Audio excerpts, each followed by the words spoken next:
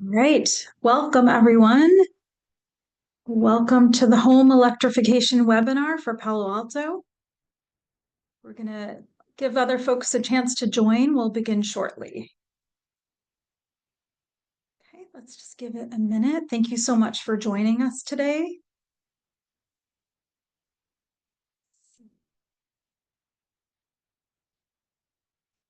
All right, let's go ahead and get started. So today we're going to talk about home electrification in Palo Alto, and we're going to review some incentives and free services and help get you started on your home electrification project to phase out gas inside your home. Let's go ahead and advance to the next slide.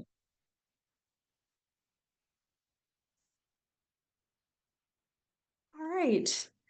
Thanks everyone for joining this evening. This is a home electrification webinar for the City of Palo Alto. My name is Diane Bailey. I'm a Sustainability Program Administrator here at the City of Palo Alto Utilities. And let's jump right in. Before we begin, we'll have a brief survey at the end of this webinar. So if you can, please do stick around after the Q&A for that. And we'll also ask you to hold your questions until the end, and then you can use the raise your hand feature and we'll unmute you then. So before we dive into home electrification, just a little bit of background about sustainability and climate work here in Palo Alto. The City of Palo Alto has an ambitious sustainability and climate action plan. We have a goal to reduce our greenhouse gas emissions by 80% below 1990 levels by the year 2030. And the City of Palo Alto Utilities provides 100% carbon neutral electricity. We also run a wide range of sustainability programs covering energy and water efficiency, building electrification, electric vehicles, and other programs to support our climate action goals. Next slide, please. All right. So today we'll be covering home electrification. This is really a key strategy to improve sustainability and help us meet our greenhouse gas reduction goals in Palo Alto. And that's because buildings are one of the largest sources of greenhouse gas emissions here. They account for over 40% of our carbon emissions, as well as many of our strategies to meet our 2030 climate goals.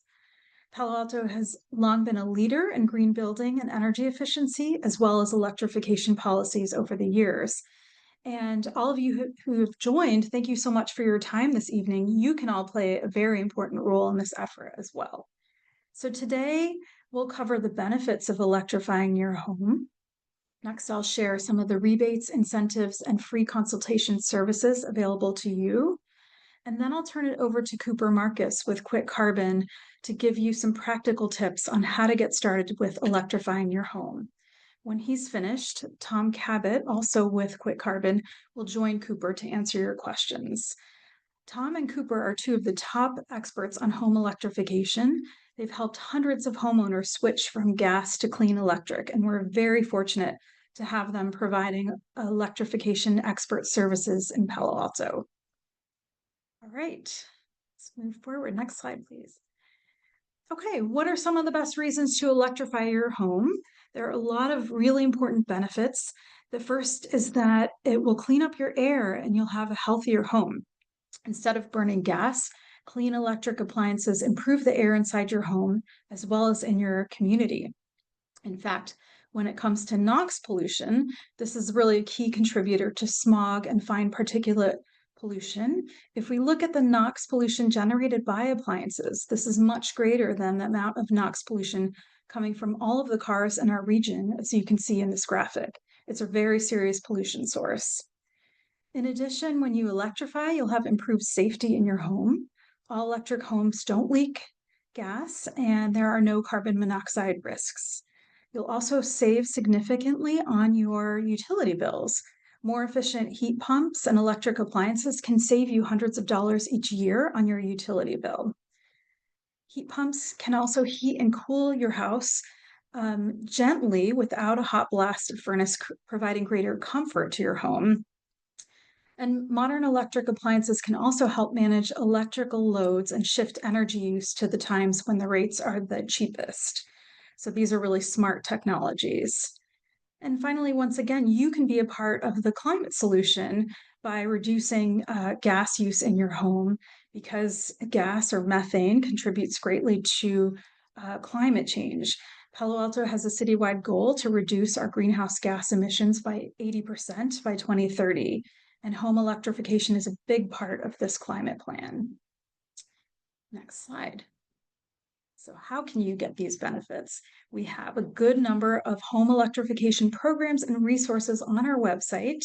If you go to paloalto.gov /electrifymyhome, here you'll find links to our heat pump water heater programs, a rebate hub to save money, free home assessments and technical advice, as well as resources to get your next electric vehicle, replacing your gas car, or add solar to your home. Next slide. All right, moving on to the next slide and some of our heat pump water heater programs. We actually have two different heat pump water heater programs at the City of Palo Alto, staffed by contractors who can manage the installation, permitting, and everything in between. And for a limited time, both of these programs offer a very discounted pricing of just under $2,000 for a standard heat pump water heater installed. So our full service heat pump water heater program provides a concierge service. We have a home energy advisor who onboards customers and walks you through, providing thousands of dollars of discounts from the city. As well, there's an option to finance part of your project with zero interest on bill loans of $1,200. And these loans are made with $20 payments a month, and that's relatively the same amount that you would save with a heat pump water heater. So this is a great way to go. In addition, if you're having a water heater emergency, if your water heater goes out, we have a special emergency option that provides a hotline going straight to a contractor who can install a heat pump water heater in 48 hours or less. And this program offers the same discounted pricing. So right now, a 65-gallon heat pump water heater can be installed for around $1,900. Very, very cheap price, especially compared to a gas water heater. Okay, moving on to some of our other programs through rebates. Next slide. Palo Alto offers up to $12,000 in rebates to help you electrify your home. And we have even higher rebates available to income qualified homes or low income homes, providing greater assistance. So, in addition to our heat pump water heater rebate that was launched quite a while ago, back in 2017, at the beginning of this year in January, we offered a whole suite of new rebates, including $2,500 for a heat pump HVAC. We have several rebates that help you electrify your home in a power efficient way. For example, offering $500 for circuit sharing devices and pre-wiring, as well as $1,000 for an electric panel upgrade, as long as you keep to a modest panel size of up to 200 amps. We also offer up to $1,000 for attic or roof insulation. And when your home electrification project is complete and you're ready to remove your gas meter, we offer $2,500 as an incentive for that. Next slide, please. All right, the state of California just recently launched another round of Tech Clean California funding. These are really attractive incentives that stack with the Palo Alto rebates. The tech rebates for heat pump water heaters average about $1,800. They range from $1,000 to $3,000. For heat pump HVAC, it's about $1,000 to $1,500. And for specialized heat pumps called air to water heat pumps, you can get up to $5,000 in rebates. The state has about $10 million that launched about a month ago. And so this funding is going very quickly and will soon run out. And so if you're interested in getting these Tech Clean California incentives, you have to move quickly with a tech certified or state certified contractor to install these. And you can find out a little bit more about these by going through our rebate hub on our website. And I just want to point out finally that for income qualified households, the rebates or Tech Clean incentives are even larger. But I can't emphasize enough that this funding goes very quickly, so act fast if you want to get the Tech Clean incentive. Next slide. All right, and lastly, in the way of incentives, there are federal tax credits.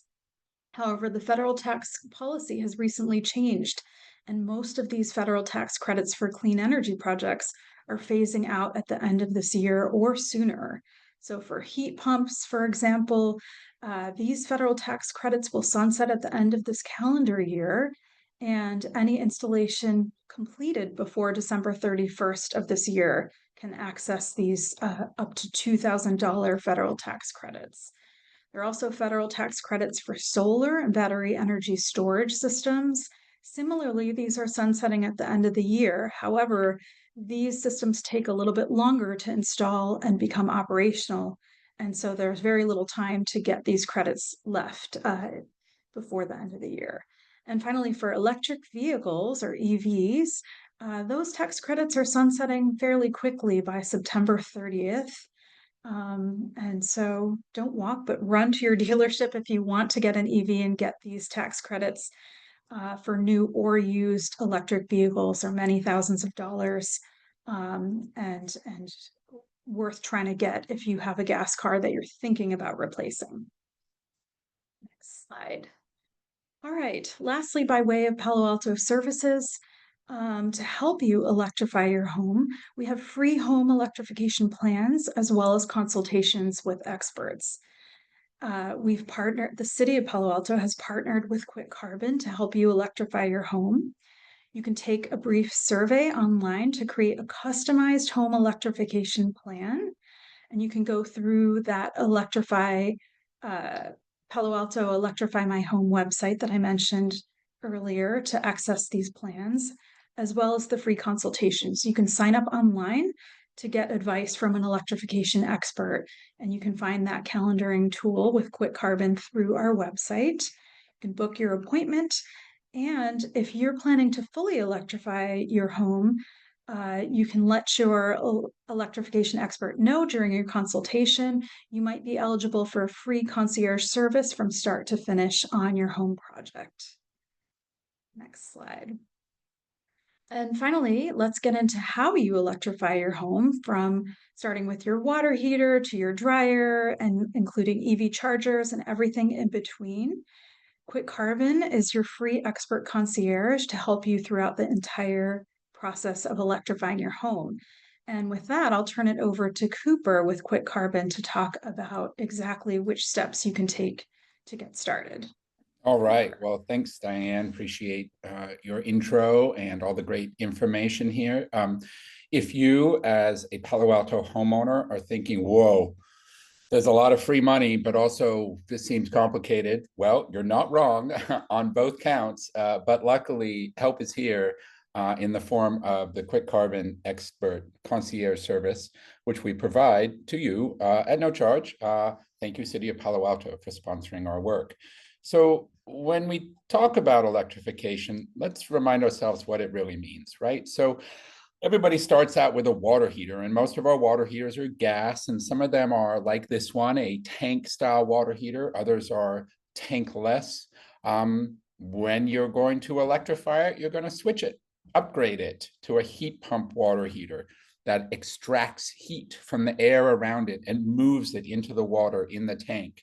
They're efficient. They're quite remarkably efficient. They just use an incredibly small amount of electricity to produce the hot water, especially in our mild climate. They're popular. Lots of folks all around California are getting them. They're a straightforward upgrade, can sometimes be done in just a day or two. And it's a great way to start moving your home off of gas. For many homes in our area, this can be the single largest gas user in your home. Who knew, right? Just sitting there in your closet doing its thing, but it is the single largest contributor to your home's climate pollution, and luckily one of the easiest ones to address with a heat pump water heater upgrade with the help of the Electrification Expert Program. Now, you may also want to upgrade your home heating system. Maybe you're starting out with a gas furnace like this one. Maybe you've got an Eichler or a Leichler with a radiant heating system. Maybe you've got a bit of both. Well, no worries. All of these different types of home heating systems can be upgraded to heat pump heating and cooling. Now, some of us have air conditioning, mini split or central AC, and we also have gas heating. When you upgrade from gas heating to heat pump heating, that's all in one, heating and cooling of your home with a single device, a single system, a heat pump system. These have lots of options for both the indoor units, like the one on the left, which could be a heat pump, but we know it's a gas one. The outdoor units, here's an example of it mounted on the wall. They can mount on the ground or even some cases on the roof. Quick Carbon can help you understand what's going to be appropriate for your home and what it's likely to cost with a rough range, plus all of the incentives that you specifically will qualify for, including potentially those income qualified incentives that Diane taught us about before, which sometimes have remarkably high income limits. If you think you earn too much money to get some of those ones, you might want to check with us. We've had many surprised clients discover that they qualify for income limited incentives that make these heat pump upgrades even cheaper. Now, a gas stove. Oh my goodness. We were taught that cooking with gas is the way to go. That was just clever marketing. I personally am not interested in burning one poisonous gas inside my house and turning it into other poisonous gases inside my house. Nor am I interested in cleaning up all those little nooks and crannies you see on the left. I'm hoping to upgrade to an induction cooktop. I'm hoping you'll consider it too. Induction cooking is incredible. It's fast, it's powerful, super easy to clean, no polluting gases inside your home. Induction cooktops and induction stoves are available in all sorts of shapes and sizes with buttons or knobs.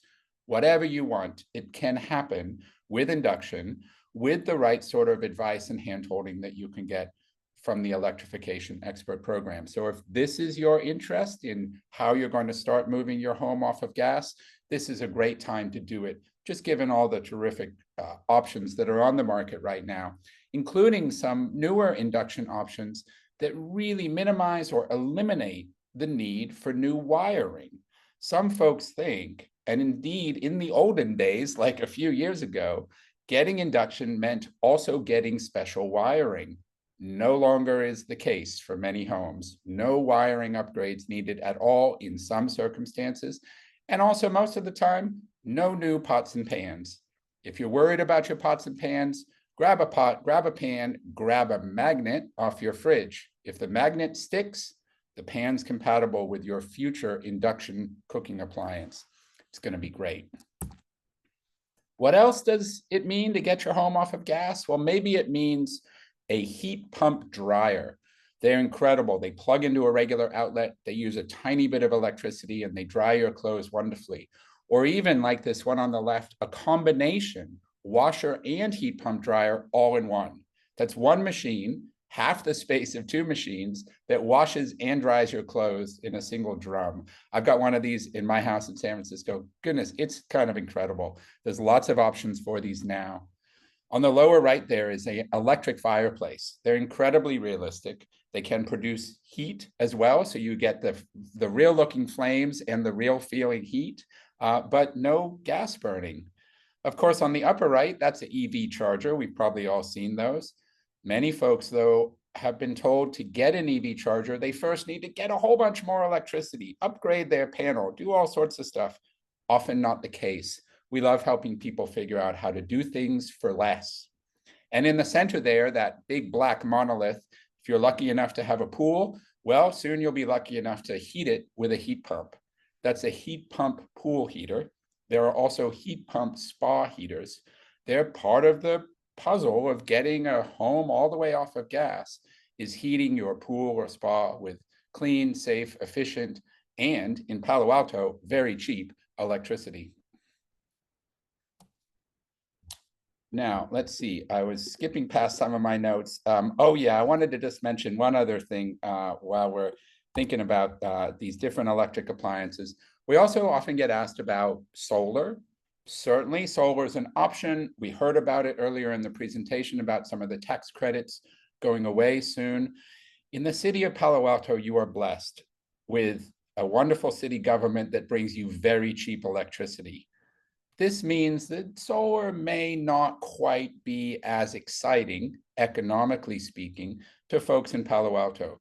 You might choose to allocate your time, your attention, and your limited household budget to getting the gas out of your home instead of buying solar panels that are going to get you electricity when you already have cheap electricity.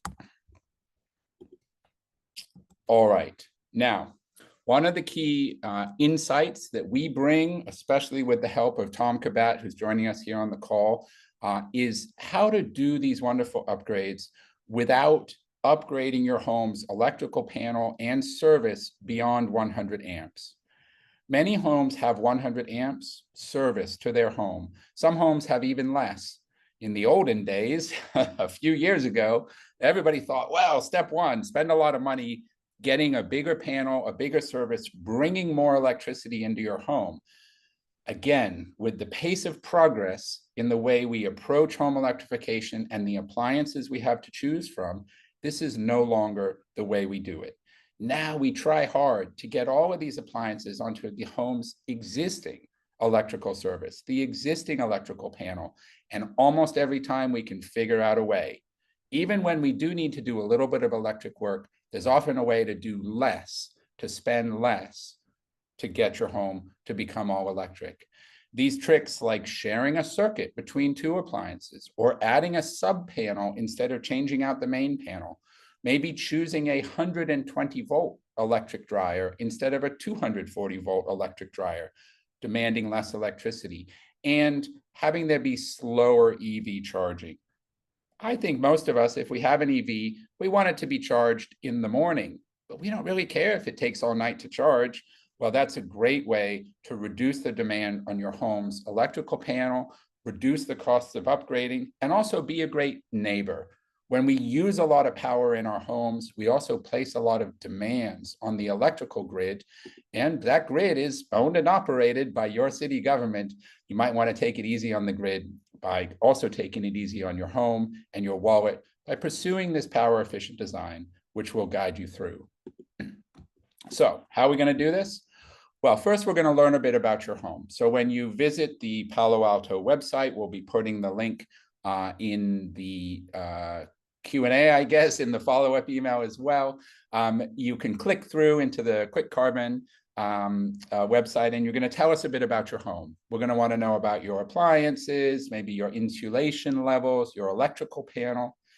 Then we're going to generate a plan, a roadmap that figures out all the right rebates, all the best upgrades, all the ways to do this process with a minimum of spending, a minimum of disruption.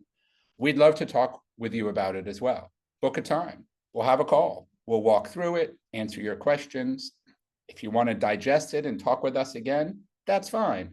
And as Diane mentioned, if you request, there is the possibility that we can even in some circumstances come to your home and help you on site. Now, usually this whole process is remote, at least our hand-holding, motivating, educating process. This is remote. Of course, eventually, a contractor is going to need to come to your home and install an upgrade.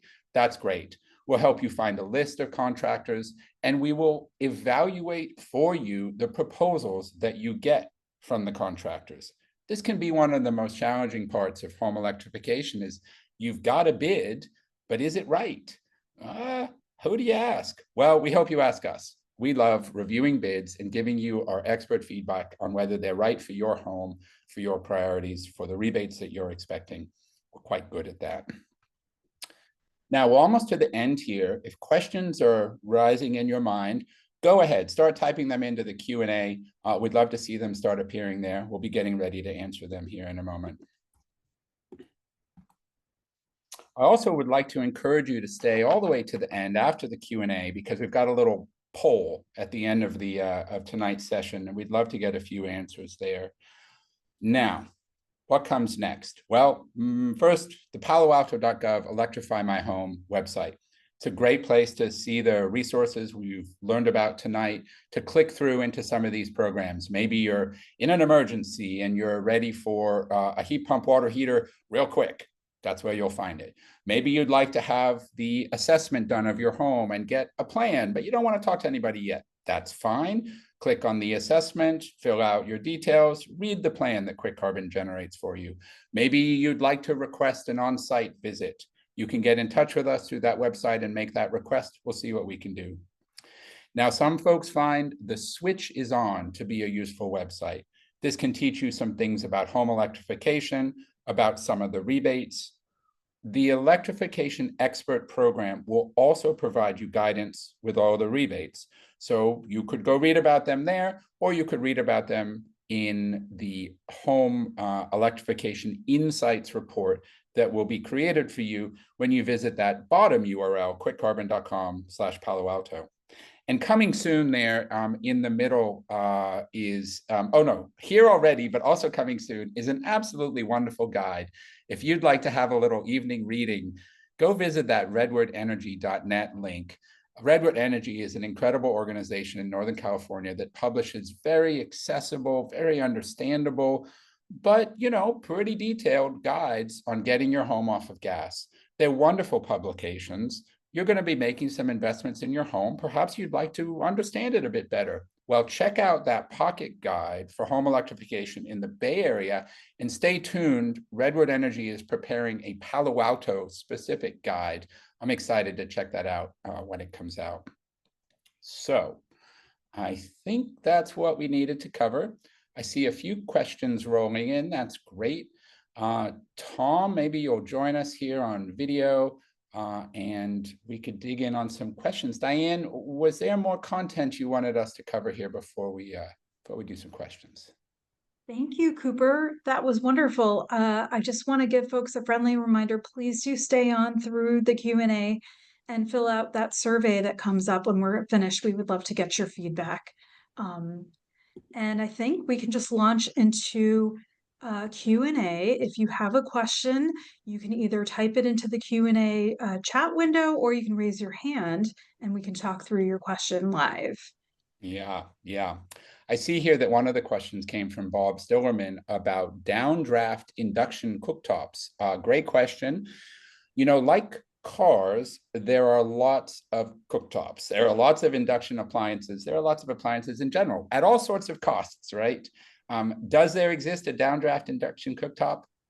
I think so. Tom, I don't know. Do you know? I have not looked for one, but it seems like it'll be easier to do a downdraft induction than a downdraft gas cooktop, where you have to move a lot more air to try to capture the gas pollutants.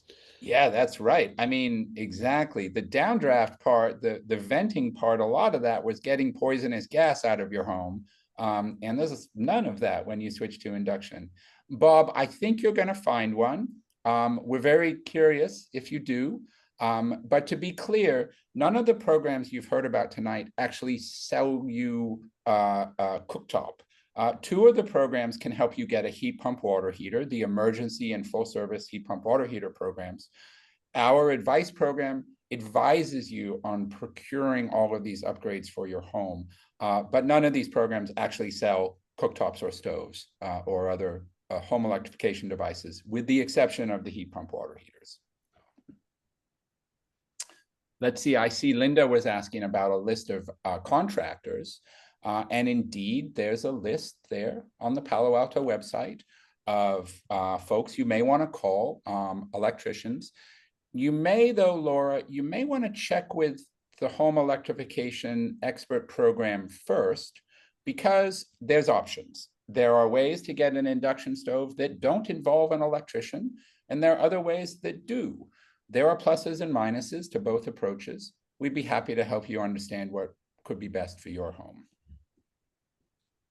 Tom, do you have any favorite questions here you'd like to raise up?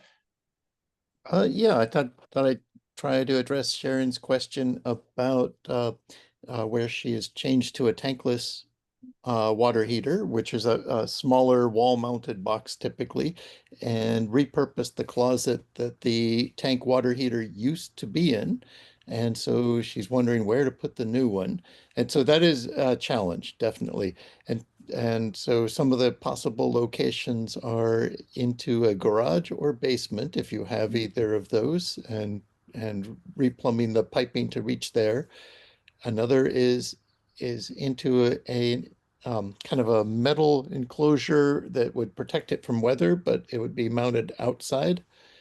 And then that can be vented to the outdoors because those heat pump water heaters, they want to have air that they can grab the heat out of. It's like running a backwards refrigerator. So it's going to cool off some air and grab the heat out of that and use that to heat the water. But those are the the common ways to deal with it. And kind of a more exotic way is something we were doing 40 years ago in Palo Alto when I was in the solar water heating program there. You can do a rooftop solar thermal water heater with an electric resistance backup element in it. If you're really strapped for a place to do your water heating, the rooftop is one possibility. And considering those different options is certainly something that the expert program can help you with. And if it gets real complicated, maybe we'll nominate you to be upgraded to our white glove service and figure out in detail what's going to work for your home. Let's see some of the open questions here. Let's see. An anonymous attendee asked, does a heat pump HVAC need to run 24/7? No, and they will run a lot more typically than a gas furnace or a central air conditioning. And that is a feature, not a bug. We like them to run often. They run at a very low level. They're very quiet. They're super efficient. Part of why they're efficient is that they run often for longer periods of time. They run quietly. They gently circulate and filter the air inside your home. This makes them better than old-fashioned gas furnaces or older central air conditioners. Running more often is a good thing, not a bad thing. But do they run 24/7? No, probably not. Not unless we're having a massive heat wave or cold snap. And then they might run quite a bit. But hey, we don't care. Your home's nice and comfortable. I see that Rachel's asking about smart panels. How mainstream are smart panels if you're going to try to avoid a service upgrade? Tom, what do you think? Are we seeing a lot of smart panels? Is that a thing? Uh, I see they're in the market. They're out there. They exist. People can pick them. If you want to really go for that modernization and high control, that's a way to go. A lot of what we've designed through this power efficient design process is other ways to get to the same endpoint. So, it's usually done through equipment sizing, picking the more power efficient equipment, and maybe doing some small in-home controls like the circuit splitter. But, the mainstream or the whole smart panel is an option for people who really want to modernize, and Palo Alto's got a reputation of having folks who like to do that. That's right. I mean, it's a great way to put it, Tom. It's not strictly required. There are options. And part of what we'll help you do is decide which option is right for you. And yeah, for some people, they want the whole smart panel. That's the right option. Great. We'll help you understand that that's what you want to do. Diane, any questions catching your eye you'd like us to cover here? Let's see. It looks like there's a tankless hot water heater question. Tom, do you want to take that live? Let's see, I answered Sharon's already. Oh, I see. Okay. Oh, Shan, right. Repurpose the closet. Yeah, there are also new form factors for heat pump water heaters just coming to market. In the olden days, it was really just one kind, one big tank. And then for a while there were two kinds, a big tank and a separate compressor, but they had some restrictions on where they could be installed, and the tank was large. And then now there's more. Now there's a slim tank that can go in an unusual spot. There are short tanks. There are systems that can be completely outside. So whatever you thought you knew about heat pump water heaters. We probably know something more and different and better. Cooper and Tom, we have an anonymous question about heat pump HVAC and whether they need to run 24/7. Well, we Does one covered of you that want to? one. Yep. Oh, Yeah. I see. Yeah, that was the answer that no, but yes, they'll run more. And yes, that's a good thing, not a bad thing. um, let's see. Cecilia's asking about the relative costs of going with the Copper Charlie induction range, which is a really beautiful induction range that has a built-in battery and avoids the need for special wiring, versus moving to an upgraded electrical panel. Well, there is potentially a third option, which is you can get a regular induction stove without upgrading to a 200 amp panel in some circumstances. So is one or the other more expensive? Too many details for us to answer that live. We'd need to look at some photos and your home assessment, which you can fill out on quickcarbon.com/paloalto. And we'll try to give you a sense of where that's likely to work out.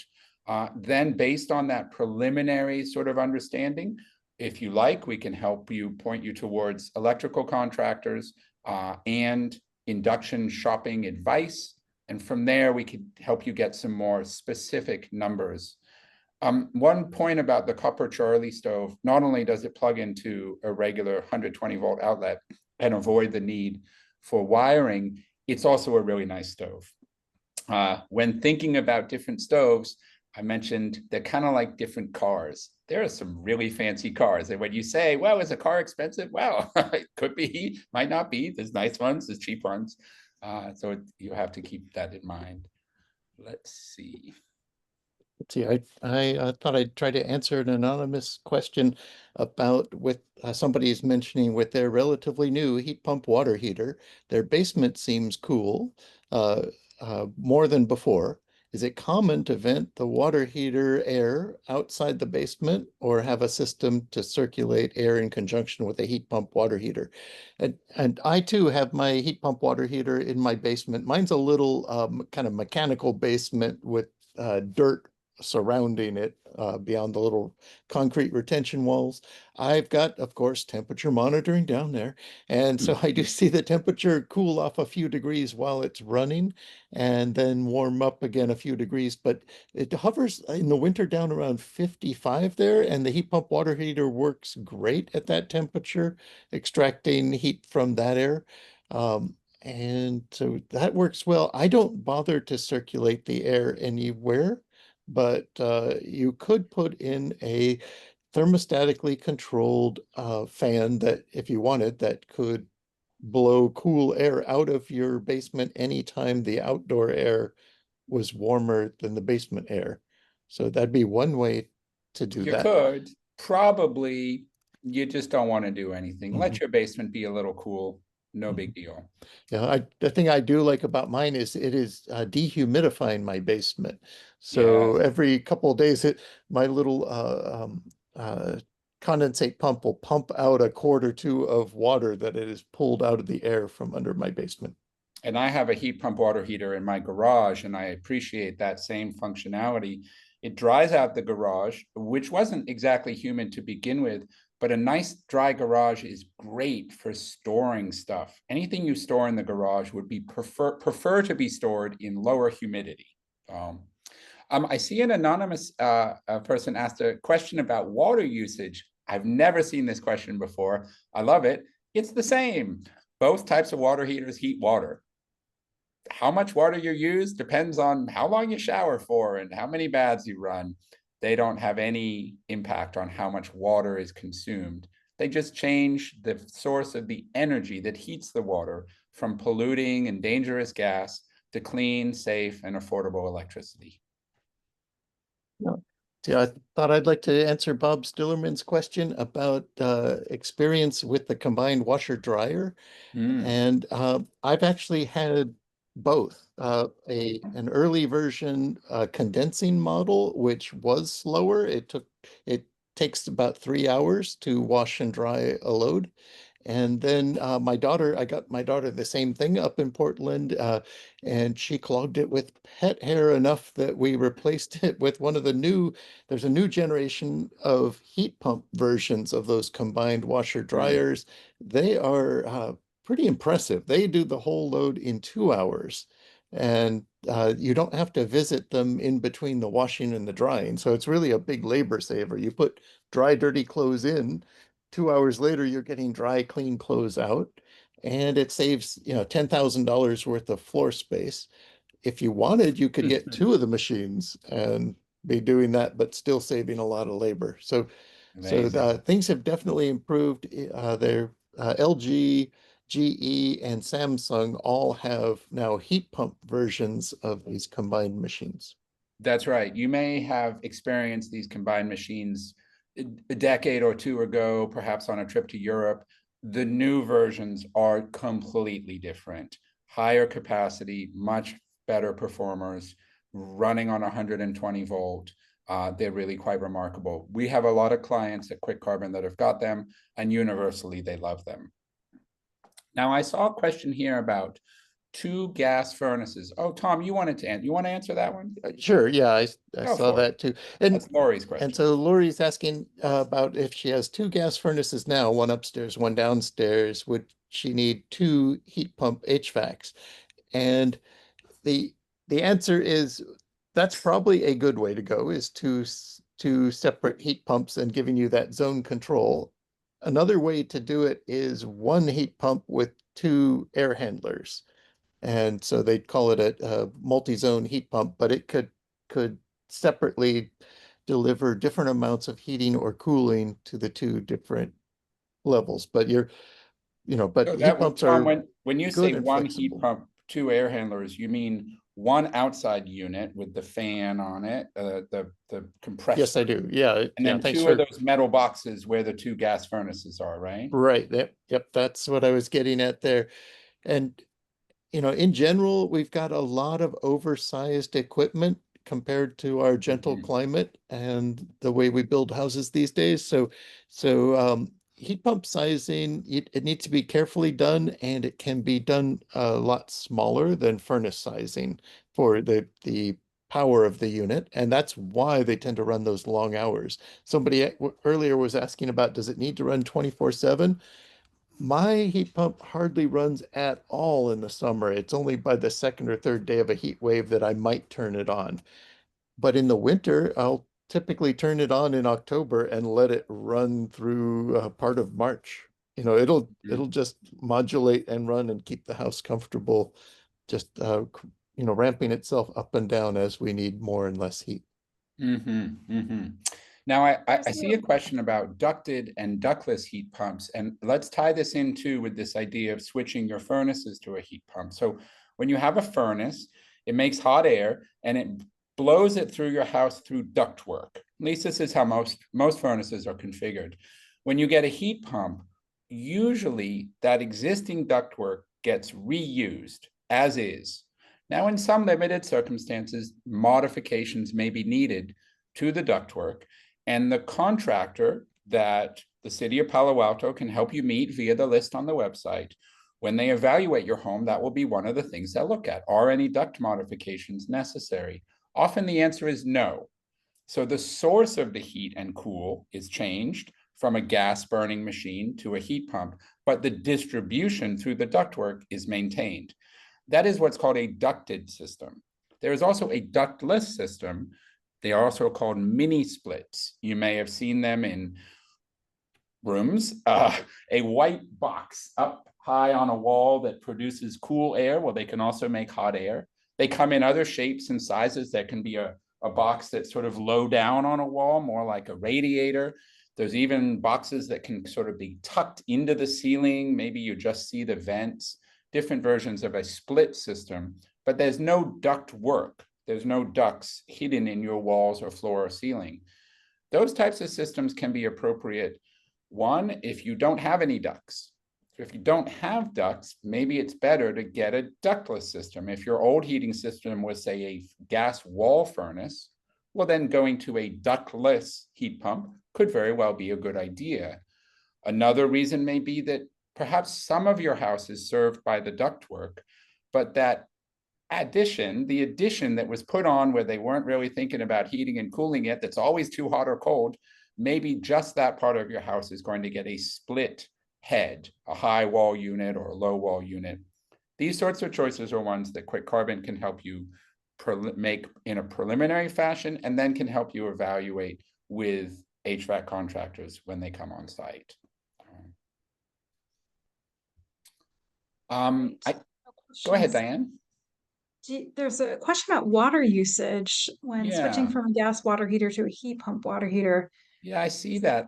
I can't imagine there's a difference. You know, the water temperature coming out of the heater should be about the same. The amount of time you wait to get the water has nothing to do with the heater and has everything to do with the pipes. Now, when you switched from a gas water heater to a heat pump water heater, probably there were no change in the pipes, in which case there should be no change in the amount of time you wait. Possibly you had a recirculation system in the past and now you don't. That may make a difference. This is the sort of detailed question we might want to review with you on an expert consulting call that you could schedule with us. But in general, if you just switch the source of the heat, there should be no change in the amount of water you use. Great. Any final questions before we wrap up? And I want to encourage folks to stick around and fill out the survey after our Q&A is done. That's right. That's right. Last few questions. Let's see.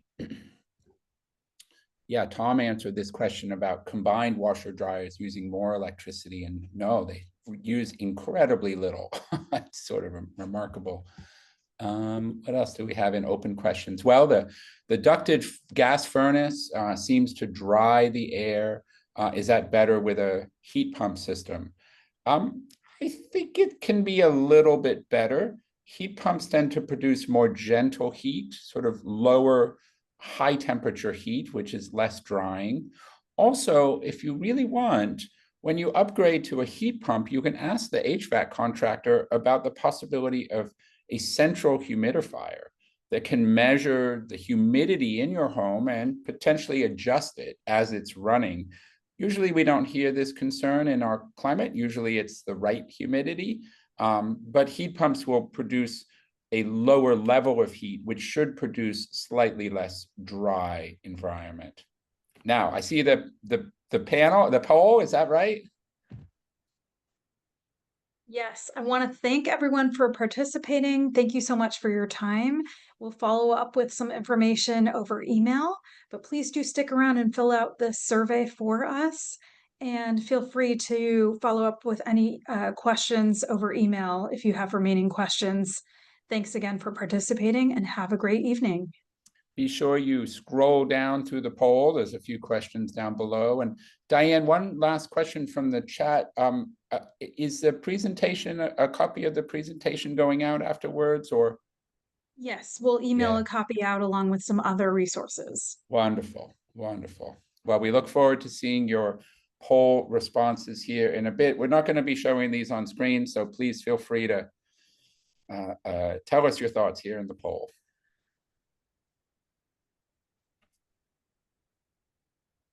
Thank you, everyone. Have a good evening. Bye-bye, everyone. Thank you for joining us. Yep. Thank you.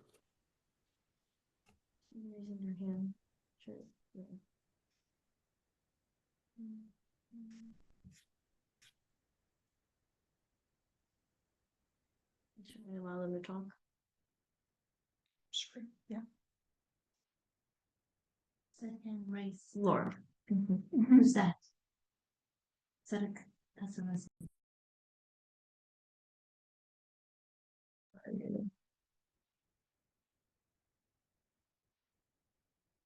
All right, looks like we have one final question here. You have to ask her to unmute. She has to unmute herself. If you have your hand raised, could you please unmute? Laura. Laura.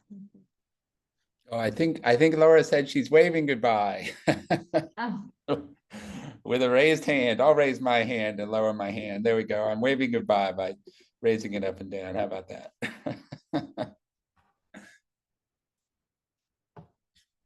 Thank you for waving goodbye, Laura. We appreciate it.